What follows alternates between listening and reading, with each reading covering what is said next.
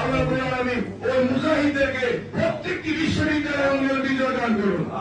এই বিশ্ববিদ্যালয়ে 54 বছর ছাত্র শিবিরকে নির্যাতন করে হত্যা করা ছিল বৈধ, ঠিক কিনা বলেন?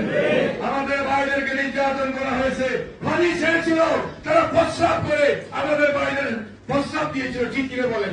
সেই অঙ্গনে আল্লাহ রাব্বুল আলামিন বিজয় দেওয়া শুরু করেছেন। আমরা যখন রাত্রে তাহাজ্জুদে দাঁড়াবো, আমাদের প্রত্যেকটি বিশ্ববিদ্যালয়, প্রত্যেকটি কলেজ অঙ্গনে ইসলামী ছাত্র শিবির যাতে বিজয় হয়, আমরা আল্লাহর দরবারে ধর্ণা দিয়ে কথা বলবো, ঠিক কিনা? সারা দেশে আমাদের বাইরে যেখানে নির্বাচন করবেন সেখানে যাতে আমরা বিজয় হতে পারি, আল্লাহর দরবারে আমরা এই দোয়া করবো। আল্লাহ রাব্বুল আলামিন অবশ্যই মুজাহিদের দোয়া কবুল করবেন। এখন সংগ্রামের শেষ পর্যন্ত আমরা শৃঙ্খলা মেনটেন করে আমাদের নেতৃবৃন্দ যে কথাগুলো বলবেন, এই কথাগুলো আমাদের স্ব এলাকায় নিয়ে যেতে হবে।